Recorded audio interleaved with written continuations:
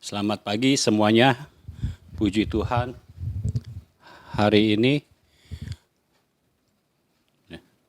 ini kita berjumpa kembali. Ya Allah kita yang luar biasa, ya Allah kita yang dahsyat, dan saya percaya hari ini adalah antara Jumat Agung dan Paskah.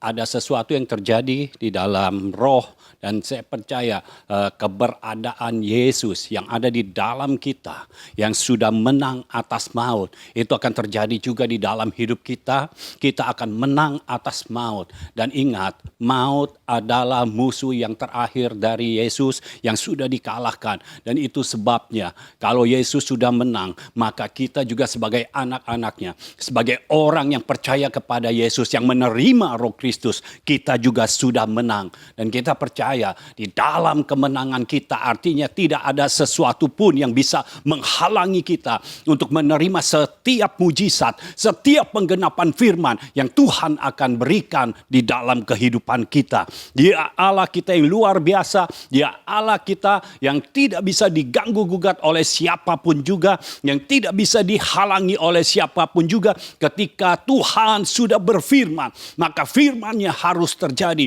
Dan saya percaya inilah waktu di mana Tuhan mau bekerja untuk mengembalikan kita ke Taman Eden, ke taman yang awalnya manusia diciptakan oleh Tuhan. Nah, kita tahu saudara, pada saat Tuhan menciptakan Adam. Adam itu ditaruh di suatu taman, yaitu Taman Eden. Nah, Taman Eden diciptakan terlebih dahulu sebelum Adam itu diciptakan. Artinya sejak awal, sejak penciptaan pertama kali, Tuhan itu mau supaya kita hidup di dalam kelimpahan yang diberikan dan yang ada di dalam hidup Tuhan. Itu sebabnya ketika Adam diciptakan, Adam hidup. Begitu Tuhan menghembuskan nafasnya kepada Adam, Adam memiliki kehidupan. Dan ketika Adam memiliki kehidupan, ingat, Adam menerima nafas kehidupan dari Tuhan. Artinya inilah kehidupan ilahi yang di dalam bahasa Ibrani-nya namanya Zoe. Ini kehidupan di mana yang membuat Adam bisa melakukan hal-hal yang ilahi, di mana di situ ada knowing juga yang dimiliki oleh Adam. Knowing adalah pengetahuan yang kita ketahui bukan berasal dari dunia ini, tetapi berasal dari sorga yang Tuhan sendiri memberitahukannya kepada kita. Itu sebabnya knowing berbeda dengan knowledge, dan knowing seringkali bertolak belakang dengan knowledge. Ya, pengetahuan yang berasal dari sorga seringkali bertentangan dengan pengetahuan yang berasal dari dunia ini. Percayalah, hukum-hukum sorga adalah hukum yang tertinggi, sehingga di dalam dunia ini walaupun punya hukum-hukumnya, kalau kita berpegang kepada hukum sorga, maka hukum sorga yang berlaku dalam kehidupan kita. Dia Allah kita yang luar biasa. Dia Allah kita yang berdaulat. Itu sebabnya ketika Dia berfirman, langsung jadi. Dan saya percaya firman-Nya datang kepada kita pada hari ini. Dan inilah yang akan terjadi dalam hidup kita. Kita kembali ke Taman Eden. Pada saat Adam diciptakan, semua sudah disediakan. Tempat untuk Adam tinggal sudah disediakan. Taman Eden. Dan taman ini bukan taman yang kecil, tapi ini taman yang luas, yang besar sekali. Lalu Tuhan juga sudah menciptakan tumbuh-tumbuhan, di mana di situ juga ada pohon-pohon yang berbuah, dan Adam bisa makan dari buah-buah yang disediakan itu. Dan kita bisa bayangkan betapa Adam tidak pernah kekurangan setiap harinya. Setiap detiknya Adam tidak pernah kekurangan. Karena begitu banyak pohon yang sudah ada di Taman Eden itu. Dan pohon ini semuanya sudah berbuah. Adam tidak menunggu pohonnya berbuah terlebih dahulu. Tapi buahnya yang menunggu Adam. Buahnya yang menunggu untuk Adam memetiknya. Ya, karena di situ terjadi secara ilahi. Itu sebabnya ketika Adam diciptakan, Adam tidak pernah merasakan harus mencari tempat tinggal. Dan saya percaya kalau itu yang terjadi dalam kehidupan Adam, seharusnya itu juga yang terjadi dalam kehidupan kita. Kita harusnya tidak pusing dengan tempat tinggal kita. Karena kalau Tuhan yang mengutus kita ke dunia ini, Tuhan menciptakan kita di dalam dunia ini, artinya Tuhan yang akan memberikan tempat tinggal untuk kita. Jadi bagi saudara-saudara yang tidak memiliki tempat tinggal saat ini, yang belum memiliki tempat tinggal saat ini, percayalah Tuhan sangat menginginkan untuk saudara sekalian memiliki tempat tinggal. Dan saat ini saya deklarasikan di dalam nama Yesus, engkau yang tidak memiliki, engkau yang belum memiliki tempat tinggal, engkau belum memiliki rumah yang selayaknya untuk engkau tempati. Saat ini di dalam nama Yesus aku deklarasikan, terjadilah atas hidupmu. Engkau memiliki rumah atas namamu sendiri, kepemilikannya atas namamu sendiri, sehingga tidak ada yang mengganggu gugatnya lagi. Dan pada saat ini saya percaya inilah waktunya orang-orang benar di-establishkan oleh Tuhan. Engkau memiliki tempat tinggal sendiri, engkau memiliki rumah sendiri, sehingga tidak ada yang mengganggu gugatnya. Dan engkau memiliki rumah yang layak, bukan rumah yang tidak layak. Di dalam nama Yesus terjadilah dalam hidupmu. Dan ketika Adam tidak kekurangan makanan, saya percaya engkau juga tidak akan kekurangan makanan. Adam tidak kekurangan air, tidak kekurangan minuman, karena di situ ada 4 sungai yang mengalir dan tidak ada air yang kering, tidak ada sungai yang kering, semuanya banyak airnya, dan Adam tidak pernah kehausan. Itu sebabnya saya juga percaya bukan hanya tempat tinggal, bukan hanya rumah yang akan saudara miliki, tetapi saudara juga tidak akan kekurangan di dalam makan dan minum, tidak akan kekurangan di dalam kebutuhan saudara. Karena ketika saudara sudah mencanangkan di dalam hidupmu, engkau sudah menetapkan di dalam hidupmu untuk engkau melakukan tugas kerajaan, untuk engkau mau mewujudkan isi hati Tuhan, maka saya percaya Tuhan menyediakan segala sesuatunya untuk saudara sekalian benar-benar bisa memiliki. Karena Tuhan tidak mau saudara hidup di dunia ini seperti sebatang kara. Karena Tuhan ada bersama-sama dengan kita. Dia tidak pernah meninggalkan kita. Dia tidak pernah membiarkan kita. Engkau tidak sebatang kara di dunia ini. Ada Tuhan yang senantiasa menyertai engkau. Itu sebabnya saya percaya Tuhan menyediakan semuanya. Sama seperti ketika ada duta besar yang diutus oleh negara untuk ke negara lain. Di sana kebutuhannya dipenuhi oleh negara. Dipenuhi oleh negara yang mengutusnya. Kita diutus oleh sorga. Orang-orang benar yang ada di dunia ini diutus dari sorga. Itu sebabnya kita tidak dipenuhi kebutuhannya oleh dunia ini, tetapi kita dipenuhi dari sorga. Kekayaan dari sorga itu jauh melampaui apa yang ada di dunia ini. Itu sebabnya saya percaya kita tidak hidup dalam kekurangan. Saya tidak memberikan iming-iming kepada saudara, tetapi saya memberikan kenyataan di dalam firman Tuhan bahwa Tuhan mau kita hidup di dalam segala kelimpahan. Tuhan mau kita hidup, kita tidak mati. Artinya di dalam kita berusaha, Tuhan mau kita hidup. Di dalam kita bekerja, Tuhan mau kita hidup. Itu sebabnya ini waktunya kita hidup secara akurat. Kita bertindak secara akurat. Kita bukannya bekerja secara pintar lagi, tetapi kita bekerja secara akurat. Apa yang harus dilakukan, lakukan saja apa yang Tuhan kehendaki. Maka segala sesuatu akan terjadi di dalam hidupmu. Haleluya, haleluya. Itu sebabnya saudara, ketika Adam diciptakan, dia tidak pernah merasa kekurangan. Ya, tempat tinggal sudah cukup, malah besar sekali. Makanan banyak sekali, minuman banyak sekali. Hawa diciptakan, tidak kekurangan juga. Ya, berapapun yang diciptakan tidak akan kekurangan. Di situ ada binatang-binatang juga yang perlu minum. Tapi Adam dan Hawa tidak pernah kekurangan air. Dia Tuhan kita yang senantiasa memberikan segala kebutuhan kita. Itu sebabnya ketika kita berada di dalam tracknya, berada di dalam jalur yang Tuhan mau kita lewati, maka segala sesuatu Tuhan akan berikan kepada kita.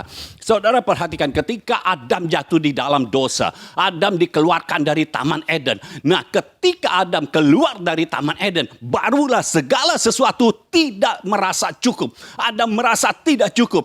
Bagaimana cara dia mencukupkan diri? Dia harus bekerja, dia harus bersusah payah. Kenapa? Karena tanahnya sudah terkutuk. Ya, karena Adam berbuat dosa, tanahnya sudah terkutuk, itu sebabnya dia harus bekerja keras. Tetapi ini waktunya Tuhan mau kita kembali ke Taman Eden. Memang kita bukan kembali ke tempatnya di Taman Eden, tetapi Tuhan mau kita kembali ke Taman Eden kita masing-masing, di mana Tuhan mau supaya kita hidup dengan tidak berkekurangan. Tuhan mau kita hidup serba berkelimpahan. Supaya apa? Supaya ketika saudara melakukan kehendak Tuhan, saudara membangun proyek Tuhan, Tuhan tidak pernah memberikan kekurangan, tapi Tuhan memberikan kelimpahan. Sehingga ketika kita melakukan itu semua, kita bukan minta-minta. Oh, Daud berkata, sejak dia masih muda sampai dia tua, dia tidak pernah melihat anak Tuhan itu meminta-minta. Dan saya percaya ayat firman ini akan terjadi, akan digenapi di dalam hidup kita orang-orang benar, orang-orang percaya sekarang ini. Kita tidak akan meminta-minta untuk kita hidup. Kita tidak akan meminta-minta untuk hanya meminta roti. Tetapi kita akan diberkati oleh Tuhan.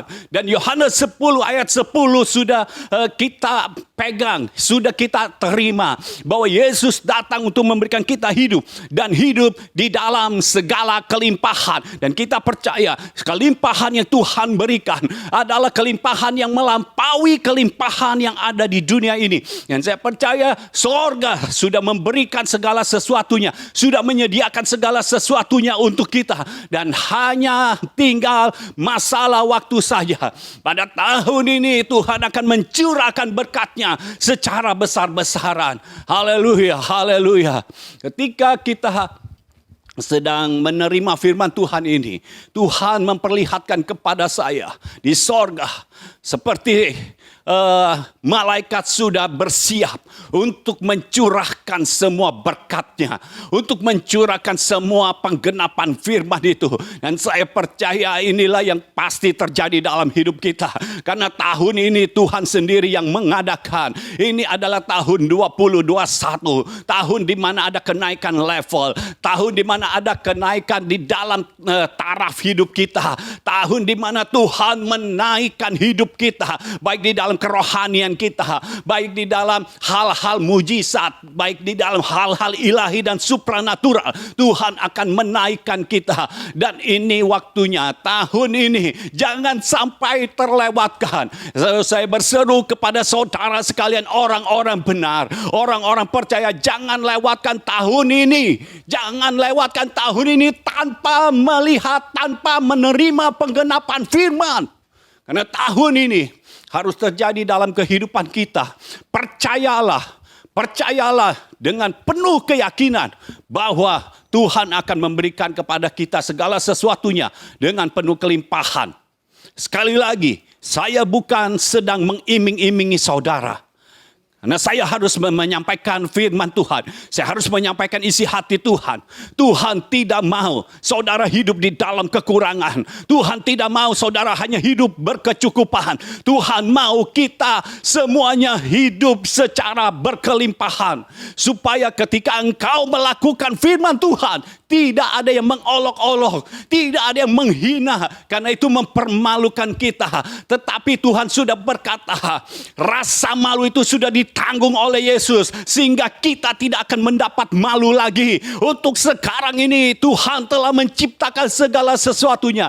Tuhan telah setting segala sesuatunya supaya kita tidak mendapat malu. Karena rasa malu itu Tuhan udah gantikan. Dia dihina, dia diolok-olok untuk menggantikan segala rasa malu, rasa hina kita yang harusnya kita terima, yang harusnya kita tanggung. Tetapi Yesus sudah menanggungnya. Ini inilah waktu di mana kita benar-benar hidup bagi kerajaan sorga. Dan biar sorga yang membackup segala yang kita lakukan. Ketika kita berada di dalam jalannya, maka Tuhan sendiri yang akan membackup. Dan kalau Tuhan sudah membackup, sadarilah saudara, tidak ada satupun yang gagal. Karena Tuhan kita tidak pernah gagal. Dia Allah kita yang selalu berhasil di dalam segala sesuatu yang dikerjakan olehnya. Haleluya. Nah, kita kembali ke kisah Adam. Adam sudah hidup enak di Taman Eden, tetapi dosa, sekali lagi saudara, dosa yang membuat Adam menjadi keluar dari Taman Eden. Tempat tinggal yang tadinya begitu luas dimiliki oleh Adam, sekarang tiba-tiba sudah tidak ada. Dia harus membuat tempat tinggalnya sendiri. Lalu buah-buahan yang tadinya begitu banyak, dia bisa makan sebanyak-banyaknya, semau-maunya. Tetapi ketika keluar dari Taman Eden, dia harus mencangkul tanah. Dia harus menggemburkan tanah untuk dia menanam dulu. Untuk dia menanam, dan ketika tanam dia harus menunggu sampai pohon itu berbuah. Baru dia bisa menikmati hasilnya. Dan ketika dia haus, dia harus mencari sungainya dulu. Sedangkan di Taman Eden dia tidak perlu mencari sungainya, karena sungai ada di sekitar situ. Ada di Taman Eden. Itu sebabnya ketika Adam berbuat dosa, maka segala sesuatu yang disediakan Tuhan itu tiba-tiba sirna, tiba-tiba hilang. Itu sebabnya saudara, kenapa di dalam hidup kita kok bisa merasakan kekurangan. Kita kok merasakan kalau kita mau hidup lebih lagi, kita harus bekerja keras. Nah, itu akibat dosa. Tetapi ini saatnya, masa dari dosa sudah selesai. Masa dari dosa sudah berakhir. Eranya dosa sudah berakhir. Sekarang masanya di mana kebenaran itu yang akan diwujud nyatakan di tengah-tengah kita. Kebenaran yang berasal dari Tuhan. Itu yang benar-benar dinyatakan dalam kehidupan kita dan dalam kehidupan di dunia ini. Masa dari dosa sudah masuk masa expired. Ini waktunya kita orang-orang benarnya mengambil alih segala sesuatu yang Tuhan sediakan bagi kita. Ini waktunya kita mengambil semua yang Tuhan sediakan bagi kita. Jangan kita diam saja. Ini waktunya kita mengambil semua yang Tuhan berikan kepada kita. Kembali ke Taman Eden. Tuhan memberkati kita semua. Saya bisa merasakan saat ini apa yang Yesus lakukan. Yesus berkata seperti ini, aku telah melakukan semuanya supaya engkau kembali ke Taman Eden. Aku sudah melakukan semuanya supaya engkau tidak hidup dalam dosa lagi, tetapi engkau hidup di dalam kasih karunia, engkau hidup di dalam anugerah Tuhan. Biar ini terjadi dalam kehidupan kita. Haleluya. Kita tahu Eden artinya senang, gembira, dandanan, atau didandani, atau kemewahan. Jadi Tuhan menciptakan Taman Eden untuk Adam bukan hanya supaya Adam bersuka cita, bukan supaya Adam senang atau gembira saja, tetapi juga supaya Adam hidup secara mewah atau hidup didandani oleh Tuhan. Bukan dunia yang mendandaninya, tetapi Tuhan yang mendandaninya. Dan kalau Tuhan yang mendandaninya, berarti segala sesuatunya adalah yang paling baik, yang terbaik. Nah, tetapi apa yang terjadi ketika Adam melakukan dosa? Ya, ketika Hawa memetik buah dari pohon pengetahuan yang baik dan yang jahat. Ketika dia memetik itu dan dia memberikan kepada Adam, Adam memakannya, maka disitulah Adam jatuh di dalam dosa. Ketika Adam jatuh di dalam dosa, maka segala sesuatu yang Tuhan sediakan menjadi sirna. Tapi tenanglah saudara, karena Tuhan sedang berbuat sesuatu untuk kita kembali ke Taman Eden. Mari kita lihat prinsipnya. Yang pertama, karena dosa Adam, semua manusia menjadi berdosa. Karena dosa Adam, semua manusia menjadi berdosa. Ini yang menjadikan kita ketika kita masuk, kita lahir, kita sudah ada benih dosa. Karena dosa Adam membuat semua manusia menjadi berdosa. Roma 5 ayat yang ke-12. Sebab itu, sama seperti dosa telah masuk ke dalam dunia oleh satu orang, dan oleh dosa itu juga maut. Demikianlah maut itu telah menjalar kepada semua orang, karena semua orang telah berbuat dosa. Jadi dari ayat ini kita bisa ambil kesimpulan, karena dosa Adam, semua manusia menjadi berdosa. Lalu poin yang kedua, karena manusia berdosa, jadi masih di ayat yang sama, Roma 5 ayat 12, karena manusia berdosa, maut menjalar ke semua manusia. Jadi karena manusia berdosa, maut menjalar ke semua manusia. Nah, apa itu maut? Maut bukan hanya kematian, tetapi maut membawa kita penyakit juga, membawa kita kekurangan juga. Karena penyakit ujungnya itu membawa kita kepada maut. Lalu kekurangan itu ujungnya membawa kita kepada maut. Lalu ketidakharmonisan ujungnya membawa kita kepada maut. Makanya ketika kita lahir, kita membawa benih dosa, membuat kita hidup kok sepertinya tidak ada damai sejahtera. Kenapa di rumah terkadang ada keributan? Karena ada benih dosa. Nah, ini yang harus kita lihat, ini yang harus kita perhatikan. Benih dosa ini sudah ada ketika kita lahir. Tetapi kita tidak mau selamanya memiliki benih dosa. Bagaimana caranya kita menghilangkan benih dosa? Tidak terlalu sulit. Buang benihnya, lalu kita ambil benih yang lain. Maka benih dosa itu menjadi hilang. Saudara, kalau menanam sesuatu, ya kita tahu ini pohon memiliki pas dia berbuah, buahnya ini beracun. Bagaimana cara supaya kita tidak menerima benih dari buah yang beracun ini? Ambil benihnya, buang jauh-jauh dari kehidupan kita. Lalu apa yang harus kita lakukan? Kita tanam benih yang baru. Ketika kita tanam benih yang baru, dia waktu bertumbuh, pada saatnya dia bertumbuh dan berbuah, buahnya bukan buah yang beracun lagi, tetapi buahnya adalah dari benih yang baru. Ya, Tuhan bekerja di dalam kehidupan kita dengan luar biasa. Jadi poin yang satu, karena dosa Adam semua manusia menjadi berdosa. Lalu yang kedua, karena manusia berdosa, maut menjalar ke semua manusia. Itu sebabnya kenapa kita masih bisa sakit, kenapa kita masih bisa hidup dalam kekurangan, kenapa kita masih bisa hidup di bawah tekanan, di bawah masalah, karena dosa. Tetapi poin yang ketiga, catat baik-baik. Poin yang ketiga, rencana untuk membawa manusia kembali ke Taman Eden sudah ada sejak manusia jatuh dalam dosa.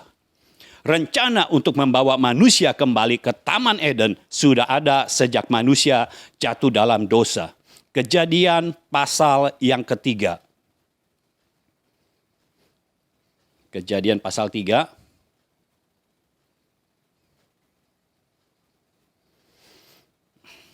Kejadian pasal 3 ayat 14. Lalu berfirmanlah Tuhan Allah kepada ular itu, karena engkau berbuat demikian, terkutuklah engkau di antara segala ternak dan di antara segala binatang hutan. Dengan perutmu lah engkau akan menjalar dan debu tanahlah akan kau makan seumur hidupmu. Nah, ini firman Tuhan kepada ular karena ular telah memperdaya Hawa. Ya, membuat Adam dan Hawa jatuh di dalam dosa, dan Tuhan berfirman kepada ular, ya, jadi ular terkutuk di antara segala ternak, dia akan berjalan dengan perutnya dan debu tanah akan menjadi makanannya. Lalu ayat yang ke-15, aku akan mengadakan permusuhan antara engkau dan perempuan ini, antara keturunanmu dan keturunannya. Keturunannya akan meremukkan kepalamu dan engkau akan meremukkan tumitnya. Jadi saudara, ular yang adalah jadi dilambangkan sebagai iblis. Ini adalah musuh dari Tuhan. Nah, aku akan mengadakan permusuhan antara engkau dan perempuan ini. Dan ular ini bukan hanya melambangkan iblis saja, tapi juga melambangkan dosa, melambangkan maut. Ya, saudara, kalau dipatok ular, digigit ular, maka seringkali ularnya itu beracun. Ya, kalau ular beracun, itu membuat kita mati, membawa maut. Ya, lalu membawa kita kepada kekurangan juga, karena kita bisa sakit. Ya, kita bisa sakit, ya, kita bisa mati. Itu sebabnya ular ini lambang dari musuh. Ya, lambang dari musuh. Dan Tuhan berkata, aku akan mengadakan permusuhan antara engkau dan perempuan ini. Siapa perempuan ini? Adalah Hawa. Antara keturunanmu dan keturunannya. Jadi ada keturunan dari ular ini. Apa keturunan ular?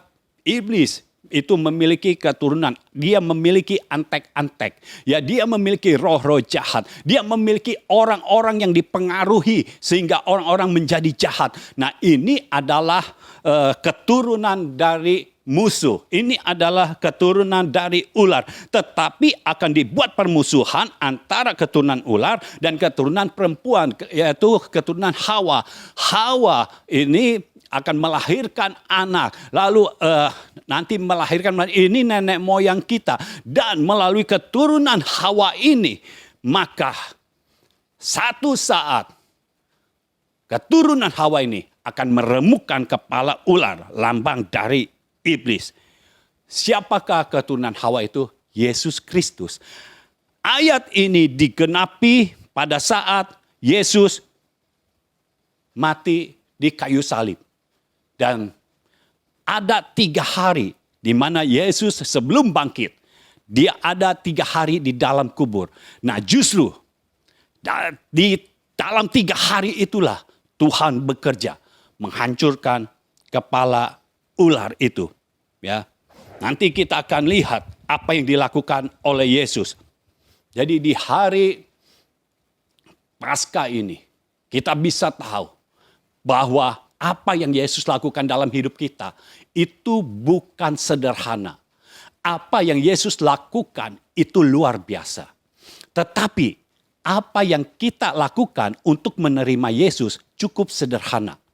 Cukup kita menerima Yesus, maka segala sesuatu yang hilang itu dikembalikan kepada kita. Catat dulu poin yang keempat. Pelanggaran yang dilakukan oleh Adam digantikan oleh kasih karunia di dalam diri Adam yang kedua, yaitu Yesus Kristus.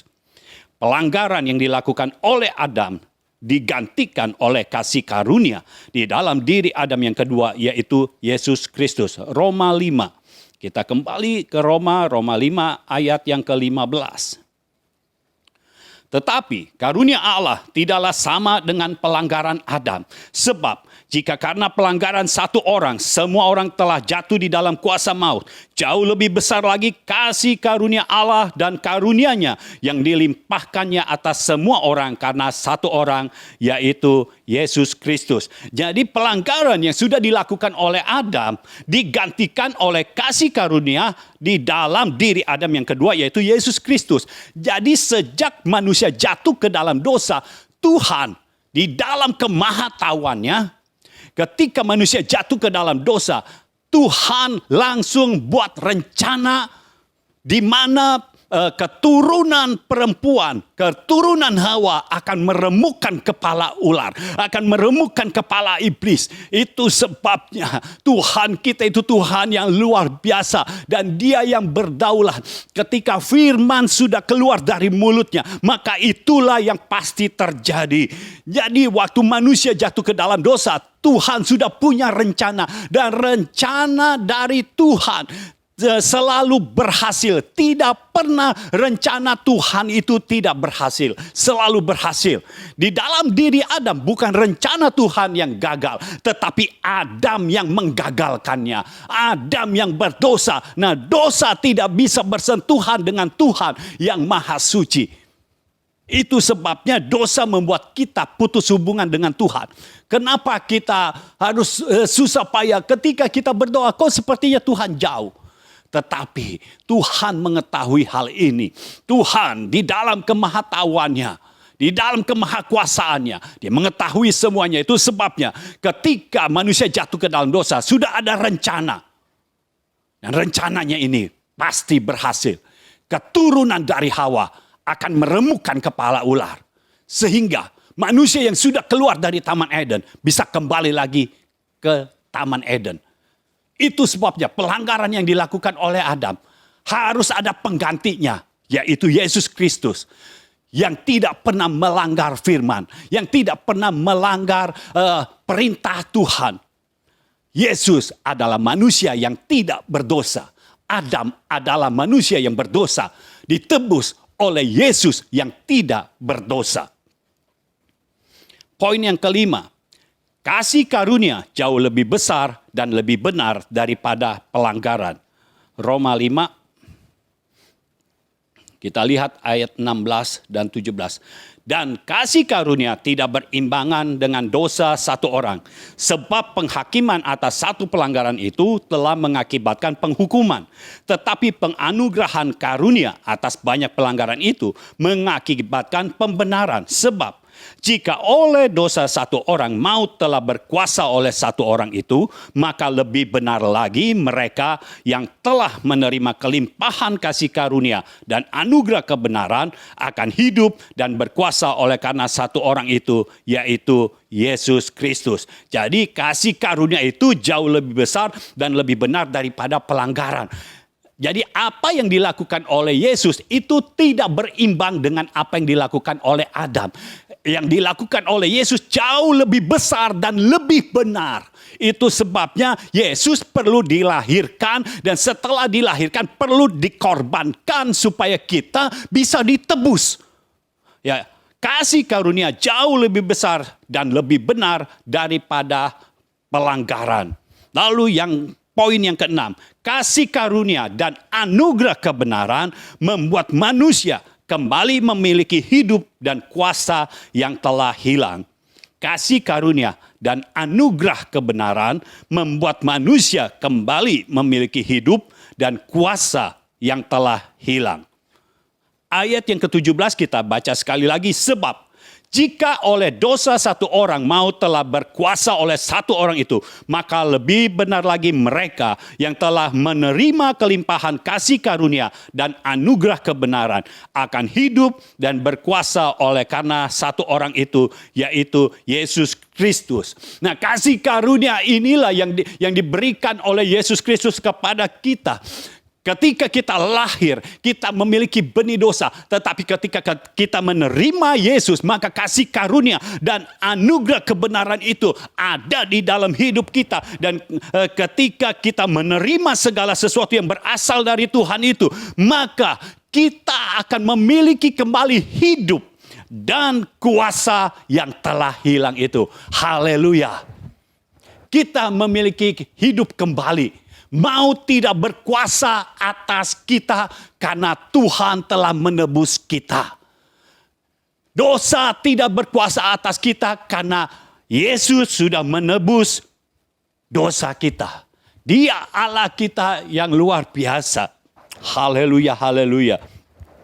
Kita kembali memiliki hidup dan kuasa yang telah hilang. Dengan perkataan lain, kita bisa kembali lagi ke Taman Eden kita. Ke Eden kita. Jadi saudara yang sudah menerima Yesus Kristus sebagai Tuhan dan Juru Selamat. Saudara bukan hanya menerima Yesus sebagai Juru Selamat saja. Tetapi juga sebagai Tuhan. Artinya apa? Tuhan yang mengendalikan. Yesus yang mengendalikan. Roh Kudus yang mengendalikan hidupmu. Engkau tidak hidup menurut kuasa dosa lagi. Tetapi engkau hidup menurut kuasa Tuhan. Engkau tidak hidup menurut jalan jalan-jalan dosa lagi, tetapi engkau hidup menurut jalan-jalan Tuhan. Ketika engkau menerima ini semua, maka hidup dan kuasa yang telah hilang itu dikembalikan. Haleluya, kita kembali ke Eden kita. Kembali kita akan merasakan senang, hati yang bersuka cita, hati yang bergembira. Dan kita tahu ketika kita bergembira maka segala sakit penyakit hilang. Karena hati yang gembira adalah obat yang manjur. Jadi kita tidak mudah untuk penyakit datang dalam hidup kita. Ketika penyakit datang dalam hidup kita akan berlalu begitu saja. Karena Tuhan di dalam hidup kita dengan kuasanya akan membuat sakit penyakit itu terdorong keluar dari dalam tubuh kita. Biar Tuhan yang memberikan anugerah ini, memberikan pencerahan pewahyuan ke dalam hidupmu. Sehingga engkau mengerti bahwa apa yang Tuhan lakukan dalam hidup kita itu cukup untuk membuat segala sakit penyakit terdorong keluar dari tubuh kita. Haleluya. Dan kita memiliki kuasa yang telah hilang itu kembali. Kita didandani oleh Tuhan. Kita hidup dalam kelimpahan. Sehingga kuasa itu dikembalikan kepada kita. Apa yang kita lakukan dibuat Tuhan menjadi berhasil. Kuasa itu ada kembali. Kuasa apa yang hilang? Pertama, kuasa pemerintahan. Ya, ketika kita bicara tidak ada kuasanya. Waktu dosa ada di dalam kita. Tetapi waktu benih dosa sudah hilang. Karena kasih karunia itu membuat dosa hilang. Maka kita bisa memiliki kuasa lagi. Ketika kita mendeklarasikan firman. Maka itu harus terjadi. Lalu apalagi yang hilang? Knowing kita. Pengetahuan. Selama ini kita memiliki pengetahuan dari dunia ini. Kita memiliki pengetahuan. Kita gampang saja dengan smartphone yang ada sekarang ini. Kalau kita mau tahu apa-apa, kita tinggal searching aja. Kita tinggal buka di internet, kita akan tahu. Ini yang dimaksud apa, ini yang dimaksud apa. Tetapi apa yang berasal dari sorga itu tidak akan ada di internet. Tuhan sedang bekerja mengembalikan kuasa knowing itu. Kuasa di mana? Ketika Tuhan membawa para binatang kepada Adam. Untuk Adam bisa menamainya. Kuasa itu kembali kepada kita. Adam menamai setiap nama binatang yang begitu banyak. Ya, binatang yang di darat, binatang liar, burung-burung di udara, semua diberi nama oleh Adam. Dan Adam memberi nama tanpa kesulitan sedikit pun. Dan Adam mengingat nama yang sudah diberikan olehnya kepada binatang-binatang itu. Dari mana dia memperoleh kekuasaan seperti itu? Kok pikirannya begitu hebat? Itulah knowing. Itulah pengetahuan yang berasal dari sorga. Dan Tuhan mengembalikannya kembali kepada kita. Itu sebab ketika saudara menghadapi jalan buntu, tiba-tiba saja saudara bisa melihat jalan keluar. Itulah knowing. Itulah hikmat. Itulah pewahyuan. Itulah pengertian yang berasal dari Tuhan.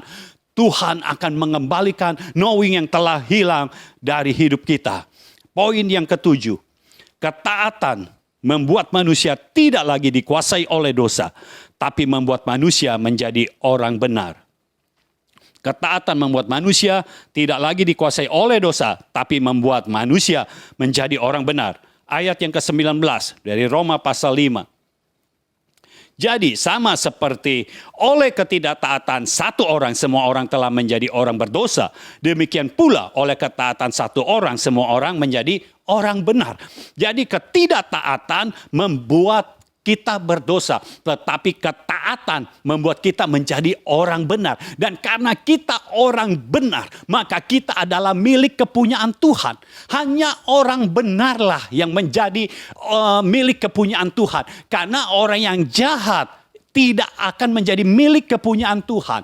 Orang benar menjadi milik kepunyaan Tuhan. Dan firman Tuhan sudah berkata, Tuhan tidak akan memberikan kemuliaannya kepada orang lain. Tetapi sebagai orang benar, kita bukan orang lain bagi Tuhan. Karena kita adalah representasi Tuhan di muka bumi ini. Itu sebabnya karena kita adalah milik kepunyaannya, maka Tuhan akan memberikan kemuliaan yang ada padanya untuk ada di dalam hidup kita. Dan saya percaya inilah waktu di mana kemuliaan Tuhan yang telah hilang dari hidup kita. Yang telah hilang karena Adam keluar dari Taman Eden. Waktu Adam ada di Taman Eden, kemuliaan Tuhan terpancar melalui kehidupan Adam. Dan inilah waktunya ketika kasih karunia dan anugerah kebenaran itu kita terima di dalam Yesus Kristus. Maka kemuliaan yang hilang dikembalikan lagi kepada kita. Kita akan memancarkan kemuliaan dari Tuhan. Dia Allah kita yang luar biasa dan Dia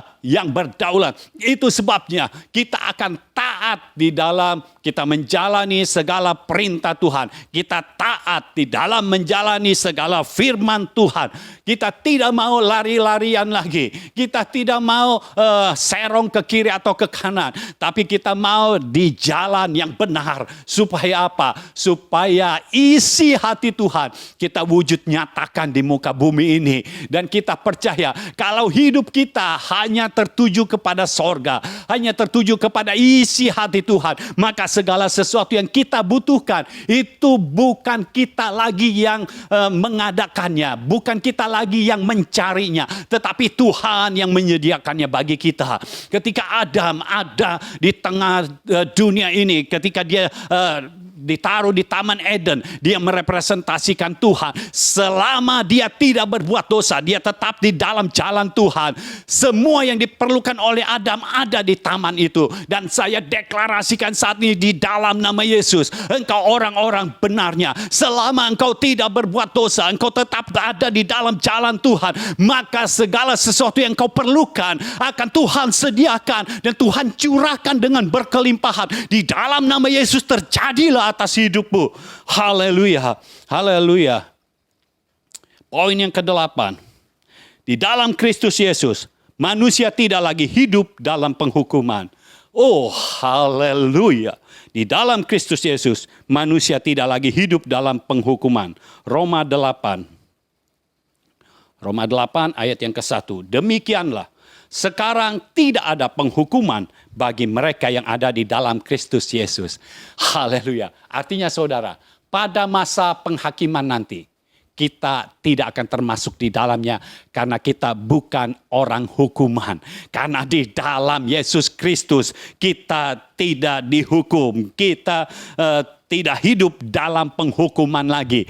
Dan selama kita ada di dunia ini, dosa membuat kita ada di dalam penghukuman. Ya, sehingga kita bisa sakit, kita bisa kekurangan, kita bisa tertimpa masalah dan tidak ada jalan keluar.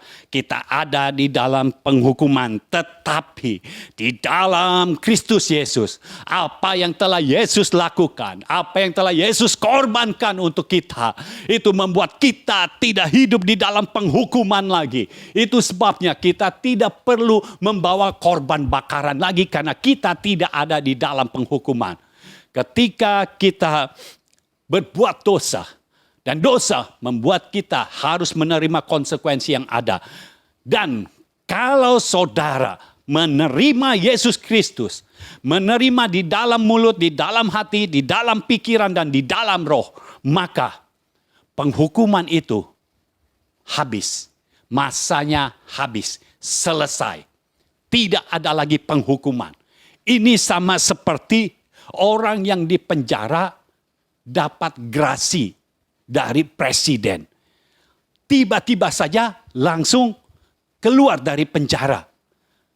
Kenapa? Apakah karena dia berbuat baik di penjara? Bukan. Tetapi karena presiden memberikan grasi. Nah, grasi ini sudah diberikan Tuhan kepada kita orang-orang benarnya. Kalau saudara hidup dalam kekurangan, bawa grasi dari Raja di atas segala raja, bawa grasi ini. Ini Tuhan telah memberikan kepada kita. Kita tidak hidup dalam penghukuman lagi. Kita bebas dari semua hukum dosa. Kita tidak bisa ada di bawah penghukuman lagi. Kita tidak bisa ada dalam kekurangan lagi. Karena ini jaminannya, grasi dari Raja di atas segala raja. Kalau presiden saja memberikan grasi, orang ditahan, itu langsung keluar. Harus keluar. Ya, semua dari kementerian, dari sipir yang ada, dari kepala sipir sampai sipirnya, tidak boleh ada yang menolak grasi presiden. Apalagi kita memiliki grasi dari raja di atas segala raja, maka semua harus menerima. Tidak boleh ada yang menolaknya. Dan grasi dari raja di atas segala raja sudah datang kepada kita. Kita tidak berada di bawah penghukuman lagi. Kita ada di dalam kemuliaan bersama dengan Tuhan. Poin yang ke-9, Roh Kristus memerdekakan manusia dari hukum dosa dan hukum maut. Roh Kristus memerdekakan manusia dari hukum dosa dan hukum maut. Roma 8 ayat yang kedua, Roh yang memberi hidup telah memerdekakan kamu dalam Kristus dari hukum dosa dan hukum maut. Haleluya. Puji Tuhan. Jadi hukum dosa tidak ada lagi di dalam kita karena kita sudah merdeka. Tadinya kita dijajah oleh hukum dosa dan hukum maut. Sehingga kita hidup di dalam hukum dosa dan hukum maut. Semua yang dihasilkan oleh hukum dosa dan hukum maut, semuanya membawa ketidakbaikan dalam hidup kita. Tetapi ini waktunya Roh Kristus yang ada di dalam kita memerdekakan kita dari hukum dosa dan hukum maut. 1 Korintus pasal 15. 1 Korintus pasal yang ke-15.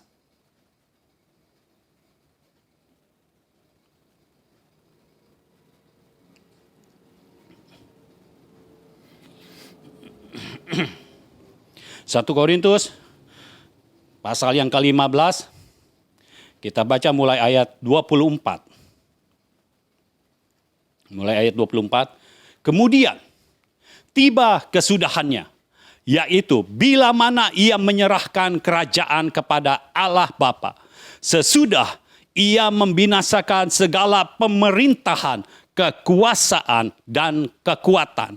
Karena ia harus memegang pemerintahan sebagai raja sampai Allah meletakkan semua musuhnya di bawah kakinya. Musuh yang terakhir yang dibinasakan ialah maut. Jadi Roh Kristus yang ada di dalam kita memerdekakan kita dari hukum dosa dan hukum maut. Karena Tuhan telah membinasakan segala pemerintahan, kekuasaan, dan kekuatan. Nah, pemerintahan yang ada di dalam dosa adalah pemerintahan iblis. Ya, pemerintahan dari iblis. Itu sebabnya ketika Yesus mati di dalam kubur, tapi rohnya tidak pernah mati. Tubuh jasmaninya mati, tetapi rohnya tidak pernah mati. Itu sebabnya rohnya turun ke dalam dunia orang mati. Ya, Alkitab menjelaskan seperti itu.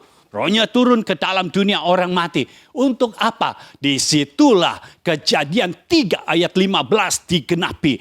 Dia menghadapi iblis. Dan ketika menghadapi iblis, iblis merasa Yesus ini sudah kalah. Tetapi iblis ingat tidak pernah tahu keberadaan Yesus. Ketika ada di padang gurun, iblis merasa Yesus itu bisa diiming-imingi. Sehingga Yesus bisa berlutut, sujud menyembah kepada iblis. Tetapi sekali lagi, ya, iblis, Lucifer ini, dia tidak mengerti akan keberadaan Yesus. Di padang gurun, iblis sudah kalah. Tetapi di dalam neraka, di dalam maut, iblis yang ada di sana, di dalam pemerintahannya, Yesus yang mendatangi. Ketika Yesus mendatangi, iblis merasa ini adalah orang yang sudah kalah. Tetapi saudara harus tahu, justru Yesus menang. Dengan Yesus disalib, Yesus menang. Yesus bisa menaklukkan dirinya di bawah pemerintahan raja di atas segala raja. Itu sebabnya iblis tidak tahu siapa Yesus. Yesus tinggal berkata, "Aku adalah Tuhan, Anak Allah yang diutus ke dunia ini untuk menghancurkan, untuk meremukkan kepalamu." Itu sebabnya iblis sudah diremukkan oleh Tuhan, ya, oleh Yesus kita. Jadi jangan pernah merasa iblis itu pintar, karena kepalanya sudah diremukkan. Kepala dari ular itu sudah diremukkan. Itu sebabnya dia tidak bisa melakukan apapun dalam hidup kita lagi. Karena apa? Kepalanya sudah diremukkan. Itu sebabnya kalau saudara perhatikan, siasat iblis selalu sama. Dia selalu cuma bisa menipu. Tetapi kalau kita punya firman di dalam kita, kita tidak pernah akan bisa ditipu. Dan apakah iblis bisa menyentuh kita? No, tidak bisa. Karena dia sudah dikalahkan oleh Yesus, Tuhan kita yang ada di dalam kita. Jadi ketika iblis menghadapi kita, maka dia akan melihat Yesus yang ada di dalam kita. Iblis dikalahkan. Lalu karena iblis adalah hamba dosa, Yesus datang kepada dosa dan Yesus mengalahkan dosa. Itu sebabnya kita dimerdekakan dari hukum dosa. Dosa dikalahkan, dosa dibinasakan. Dan firman Tuhan katakan, dan musuh yang terakhir yang dikalahkan, yang dibinasakan adalah maut. Setelah dosa dikalahkan, Yesus datang kepada maut. Dan pemerintahan maut saat itu juga dikalahkan oleh Yesus. Maut sudah dikalahkan. Itu sebabnya firman Tuhan berkata, hai maut, di mana sengatmu? Tidak ada lagi sengatnya maut. Dan kemudian setelah maut dikalahkan oleh Yesus, maka Yesus mengambil kunci maut dan kunci kerajaan maut. Sehingga sekarang kalau maut mau datang kepada kita, kalau sakit penyakit mau datang kepada kita sebagai orang-orang benar, sebagai orang yang percaya kepada Yesus Kristus, maka maut harus minta izin terlebih dahulu kepada Yesus Kristus. Tetapi ini yang saya tahu, saat kita melakukan kehendak Tuhan, saat kita mewujud nyatakan isi hati Tuhan di dunia ini, maka iblis tidak pernah mendapat izin dari Tuhan untuk menyentuh kita. Maut dan segala antek-anteknya, baik kekurangan, baik sakit penyakit, tidak akan diberi izin oleh Tuhan Yesus Kristus untuk datang kepada hidup kita, untuk menyentuh tubuh kita. Tuhan tidak akan membiarkan itu terjadi, sehingga apa yang ada di dalam kita, roh yang ada di dalam kita akan mendorong semua penyakit itu keluar dari tubuh kita, akan mendorong semua yang diakibatkan dari hukum dosa itu keluar dari hidup kita, dan Tuhan akan terus bekerja dalam hidup kita sehingga kita dipenuhi oleh Roh Kudus. Dari sehari ke sehari kita semakin dipenuhi sampai akhirnya kita dikuasai oleh Roh Kudus.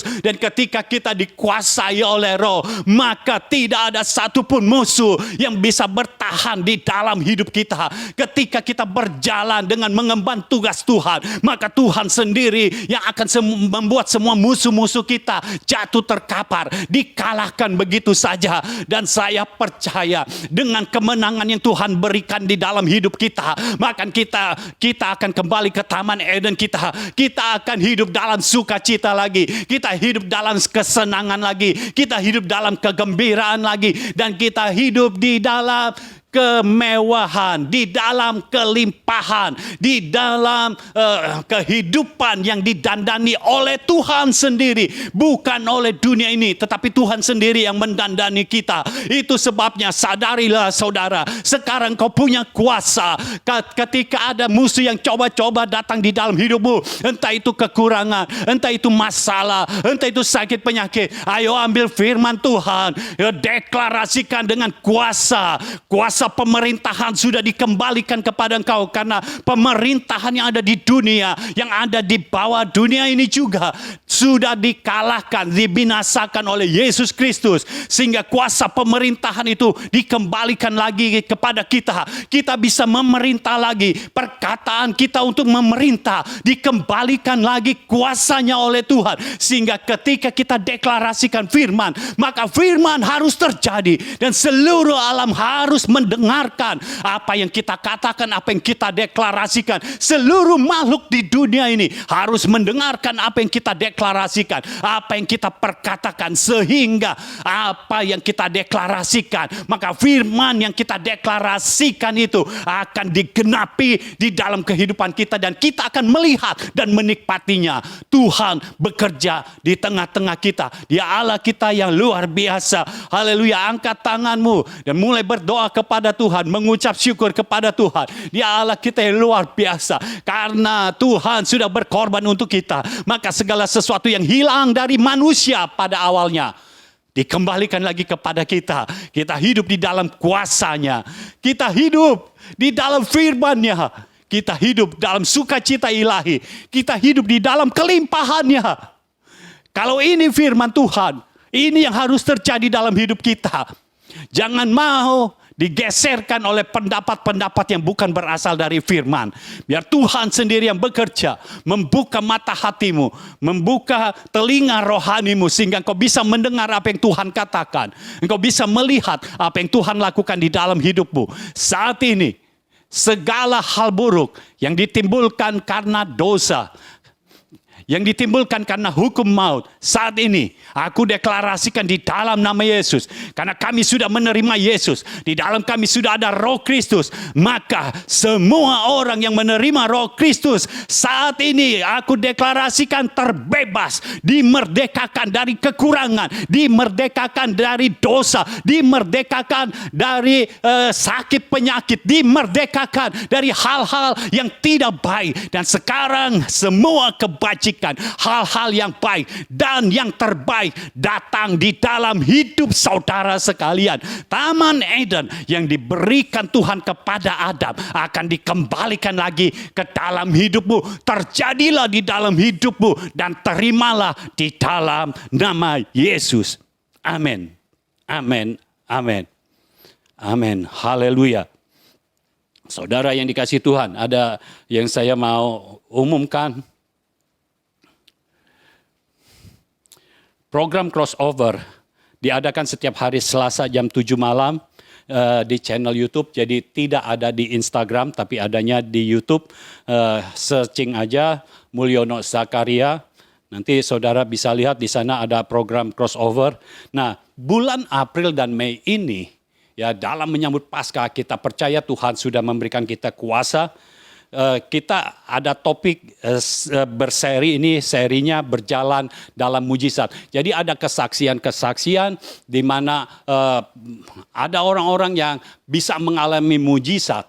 Ya, walaupun keadaan tidak memungkinkan, tapi mengalami mujizat. Mujizat masih ada. Ya, saudara bisa lihat di channel YouTube Mulyono Zakaria. Setiap hari Selasa, mulai hari Selasa jam 7 malam, itu sudah ada. Jadi saudara bisa lihat bersama-sama. Saya berharap dari apa yang saudara lihat ini, saudara bisa mendapatkan mujizat juga. Hal-hal ilahi dan supranatural terjadi dalam hidup saudara juga. Lalu yang kedua, JGF, Joseph Generation Fellowship, diadakan setiap hari Sabtu jam 10 pagi. Waktu Jakarta, saudara, ya. Jadi saudara yang ada di bagian tengah, di Indonesia bagian tengah dan timur, atau saudara yang berada di luar Indonesia, saudara yang sesuaikan waktunya. Tetapi kita mulainya jam 10 pagi waktu Jakarta. Ya. Lalu live streamingnya ada di Instagram, ya, di IG JGF Indonesia. Nah, nantinya ini akan diupload ke IGTV dan ke YouTube. Ya, YouTube-nya channel Mulyono Zakaria. Kalau IGTV-nya tetap di JGF Indonesia. Lalu saudara kalau ada pertanyaan seputar JGF, ya, jadi jangan tanya yang lainnya. Seputar JGF atau yang program crossover, saudara bisa bertanya melalui direct message, ya, DM ke IG JGF Indonesia. Jadi di situ kami menyediakan ruang untuk saudara bertanya, atau kalau saudara mau memberikan kesaksian bisa juga di situ. Ya, nanti kita lihat apa ada yang bisa disampaikan atau tidak. Ya, demikian saudara, JGF hari ini Tuhan memberkati saudara sekalian, biar kuasa kebangkitan Kristus ada di dalam kehidupan kita. Amin.